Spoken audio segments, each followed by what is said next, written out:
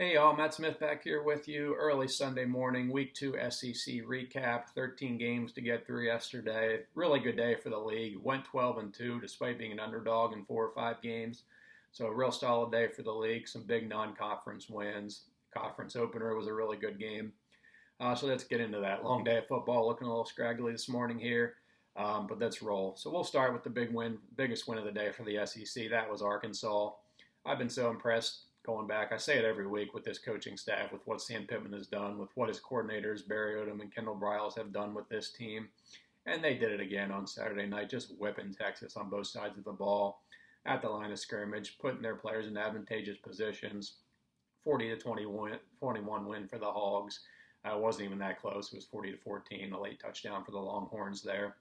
I liked Arkansas to win the game, but I did not see that much dominance coming.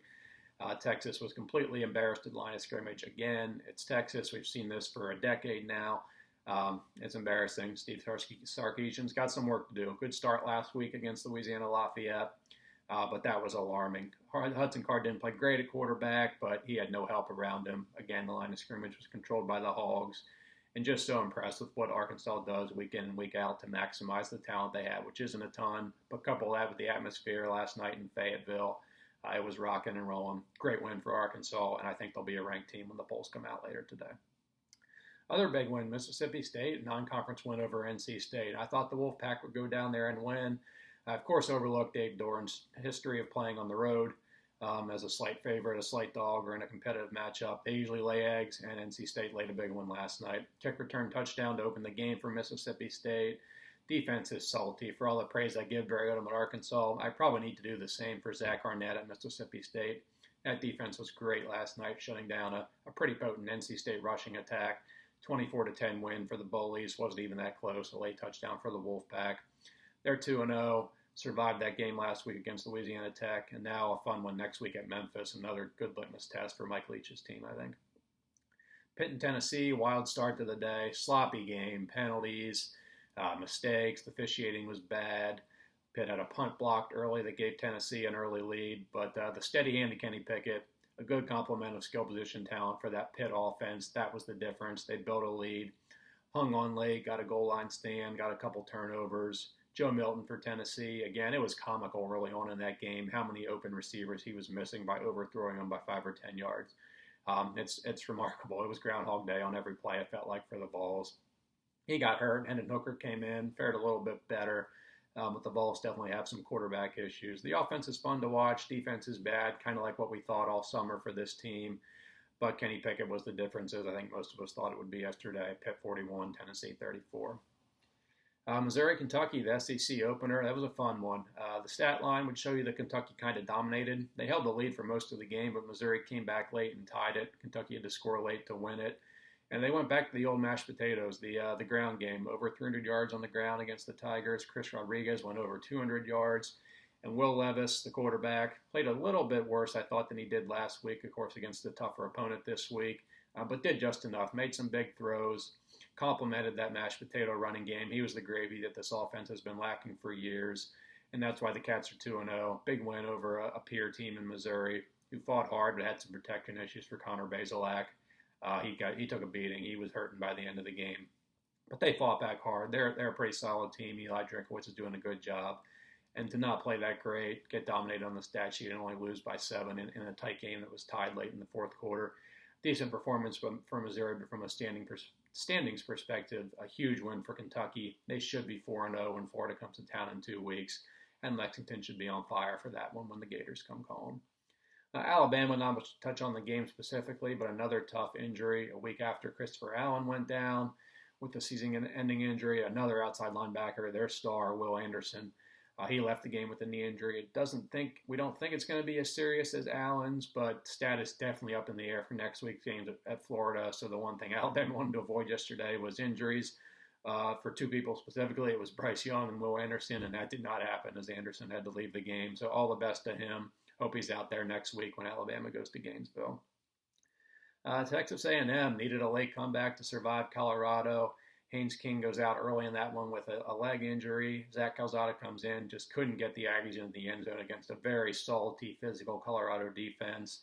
But he played well in the fourth quarter, had to do stuff with his legs. Of course, King was probably named the starter a couple weeks back because he could do more with his legs than Calzada, but he had to pick up some first downs with his legs late in that game. Thought A&M had gone ahead about midway through the quarter, but Calzada fumbled about 6 inches short of the goal line.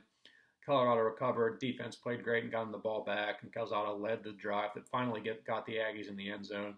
Lovely pass to Isaiah Spiller down the left sideline for the game-winning score. And despite a pretty ugly stat line in the 10-7 win, Calzada earned a lot of respect in that locker room for what he did yesterday. So if he is the guy going forward, there's some belief in him. Still concerns about this Aggie offense, but the defense is great. They'll go to 3-0 next week, and then a really fun game with Arkansas coming up in 2 weeks in Arlington in their annual game at Jerry World. Florida might have a quarterback controversy. Anthony Richardson, really nice performance off the bench yesterday in their big win over USF. Emory Jones struggled again, and now looking forward to Alabama. What does Dan Mullen do? I don't buy into the don't start Anthony Richardson against Alabama as his first start. If he's the guy, get him out there. It's not going to go well next week, but get him a full game of experience, and that'll really pay off come October when this schedule ramps up with some really key swing games. They go to Kentucky, they go to Baton Rouge, play LSU, obviously the cocktail party. So those big games are coming up for the Gators, and it's not going to go well next week. But if he thinks Richardson is the guy, and he appears to be after 2 weeks, let him go out there, take his lumps next week against the Tide, but it'll pay off come October for the Gators, I would think. 2 big wins for first-year head coaches. Shane Beamer, South Carolina, now 2-0, rallied from 14-0 down on the road at East Carolina, won it on a last-second field goal. Vanderbilt did the same. They were down 14-0 early to Colorado State. Should have been 21-0, but the Rams had a drop, a penalty, a missed field goal. It was kind of a mess there. Kept the door open, and Vanderbilt steadied the ship, rallied, won it on a late field goal with about 20 seconds left, and the Commodores escaped the Rockies with a 24-21 win. Clark Lee gets his first win. Probably not many more this season, maybe one more against UConn. But we kind of wrote the Commodores off last week after a horrible performance, but Colorado State might be just as bad or worse. And Vanderbilt survived, got it done. Ken Seals played the whole game at quarterback. I don't know what they were doing with the quarterbacks last week, but this is Seals' job going forward. Pretty solid effort last night, and the Commodores are back to 1-1. That's about it for the SEC. Great day for Stetson Bennett, of course. At Georgia, they rolled over UAB. Ole Miss, an easy win over Austin Peay. LSU did not play much better on offense this week, but the defense dominated McNeese, as they should. So one side of the ball might have answered some questions last night. The other one, not so much. So a lot more to come here on the Tigers as that schedule is about to get really fun for them in a couple weeks. A couple national games, I guess. Oregon, Ohio State, the game of the day. So impressed with that Oregon offensive line, their running schemes, what Joe Moorhead was doing with the play calling. They embarrassed the Ohio State defensive front, and that should never happen for the amount of talent the Buckeyes have. But they ran for almost 300 yards against them, controlled the game, never trailed. Defense played well despite not having Kayvon Thibodeau. Their star linebacker, Justin Flo, was also out for most of the game, but they got it done in Columbus. And the Buckeyes, as we saw a bit in their Week 1 win, that defense is just not right. C.J. Stroud was fine. He's a young quarterback, still making some mistakes, but that wasn't his fault that they lost yesterday. He did enough. It was the defense just getting worked at the line of scrimmage. So what a win for Oregon. What a win for the Pac-12. I don't like looking at the conferences as a whole per se right now. It should be more about Oregon than the Pac-12, especially given how the Pac-12 fared in their other games yesterday. But now you can say Oregon's got a signature win to point to, and if that comes in handy come playoff time, we know 2 years ago they had that loss at Auburn or against Auburn in Week 1. They just could never get over. Ended up taking a second loss. It kept them out of the playoff. But now for Oregon, even if they lose a game in the Pac-12, and they probably will, they can say, hey, we still went to Columbus, beat the team that's probably going to win the Big Ten, and that could pay huge dividends come December when it's selection time. So what a win for the Ducks, and a lot to clean up for the Buckeyes as they roll into the meat of Big Ten play here in a couple weeks. Rest of the Pac-12, oh God, USC, Clay Helton. John Wilner, San Jose Mercury News, the best term for all what's going on at USC. He calls them Groundhog Clay. That's what it is. Another what the heck was that from the Trojans. It was 42-13 Stanford. They added a couple late touchdowns to make it 42-28, but a complete mess for the Trojans last night at home against the Stanford team playing on the road for the second straight week. Gotten blown out by Kansas State last week, and the Cardinal just whipped them. We've seen this before in Stanford USC games in the past. Stanford looks ugly. A week or two later, they go to LA and beat the Trojans. They did it again. props to David Shaw for that effort, but the storyline is obviously all on the USC side. If Clay Helton can survive this, he's kind of like a cat with 9 lives. This might be the 9th life for him. If he survives this with a tough schedule ahead, they got to play Notre Dame, they got to play UCLA, they got to play Utah, got to play Arizona State.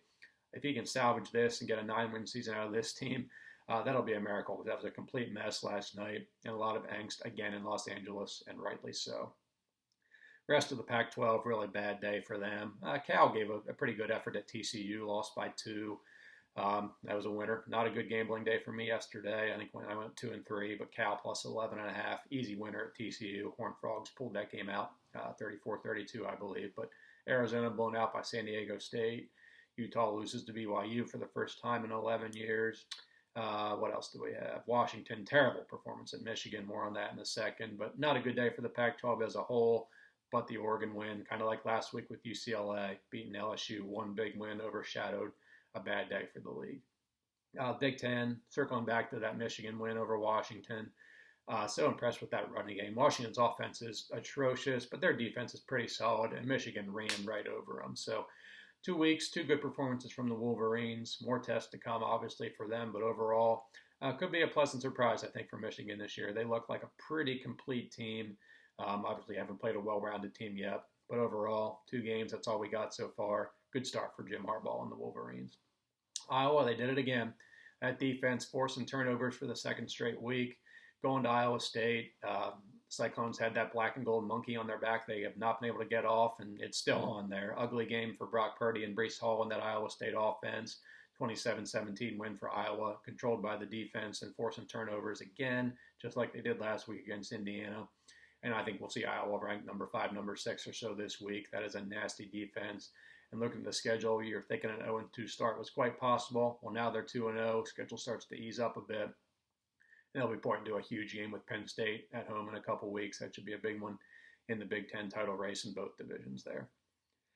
Big 12, we touched on Texas and Iowa State. Tough day for them. Oklahoma rolled over Western Carolina. I think they had 76 points. Who cares? Big injury for Kansas State. Felt so bad for Skylar Thompson, the quarterback. Had a season-ending injury last year. And no confirmation yet, but it sure looked like he popped his ACL on a non-contact injury last night in a competitive win over Southern Illinois. Hope for the best for Skylar Thompson. K-State is really fun when he's out there with Deuce Vaughn. They have their identity. They do what they do, and most defenses can't stop them. But if that's a season-ending injury, a huge, huge blow for Kansas State last night. ACC, not a great day. Nice win for Pitt, of course, as we talked about, but the NC State loss was bad. Florida State lost on a Hail Mary plus a 15-yard run after the Hail Mary. Jacksonville State throwing it deep. I don't know what Florida State was doing with their coverage. I think they thought the Jacksonville State may be able to get into field goal range with 6 seconds left, call a timeout, and kick a tying field goal. So they weren't in a total prevent defense. So they only had 2 guys back. Guy makes the catch, makes one little cut, cuts back in the middle of the field, scores, walk-off win for Jacksonville State. And after a really positive Week 1 performance against Notre Dame in the overtime loss, Florida State now 0-2, brutal schedule ahead, and it's going to be hard for them to get to a bowl this year. So crazy loss for the Seminoles. A wild night there for a program-changing win maybe for Jacksonville State.